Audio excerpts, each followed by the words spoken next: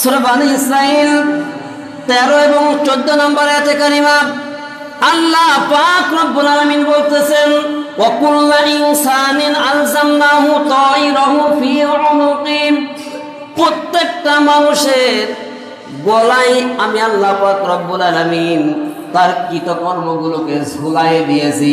আমাদের দুই কাঁধে দুই ফেরেশতা আছে না নাই? আরো জোরে বলেন কিরামান কাতিবিন।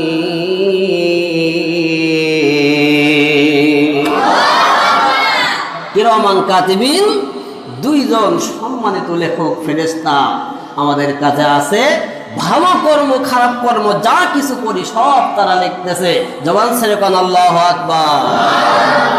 তাহলে তারা যেহেতু লিখতেছে, এই জন্য আল্লাহ বলতেছে প্রত্যেকটা মানুষের গলায় আমি তার কৃত কর্মগুলো ঝুলাই দিয়েছি। অনুখরিজু লাহু ইয়াউমাল কিয়ামা, কিয়ামতের দিন এইগুলাকে বের করে তাদের সামনে তুলে ধরব। কিতাবাই আলকাহু মানশুরা, সেই কিতাবটা খোলা অবস্থায় তার সামনে হাজির করানো হবে। এরপরে যখন কিতাবটা দেয়া হবে তাকে বলা হবে ইকরা কিতাবাকা কাফা বিনাফসিকাল ইয়াউমা আলাইকা হাসিবা, আজকে তোমার কিতাব তুমি পাঠ করো, তোমার হিসাব করার জন্য তুমি নিজেই যথেষ্ট। তুমি যা পৃথিবীতে করেছো সব কিছু সুন্দরভাবে তোমার আমলনামায় লেখা আছে, তোমার কিতাবে লেখা আছে। আজকে তুমি নিজে পড়ো, তোমার নিজের বিচার নিজেই করো। পৃথিবীতে যা কিছু করেছে বান্দা তখন দেখবে প্রত্যেকটা কথা পয়েন্ট আকারে একের পর এক সিরিয়াল বাই সিরিয়াল সাজানো আছে, একটাও বাদ যায় নাই।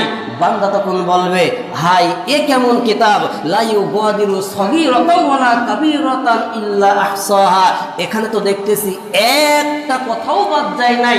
ছোট বড় যেখানে যা কিছু করেছি, গোপন প্রকাশ্য যা কিছু করেছি, ষড়যন্ত্র করেছি, মানুষকে মেরেছি, মানুষ হত্যা করেছি, টাকা পয়সা আত্মসাৎ করেছি, লুটপাট করেছি, ডাকাতি করেছি, ছিনতাই করেছি, এই যে গোপন প্রকাশ্যে করেছি, রাতের অন্ধকারে করেছি, সবগুলো আমলনামায় সিরিয়াল বাই সিরিয়াল সাজানো, একটাও তো আমলনামা থেকে বাদ যায় নাই।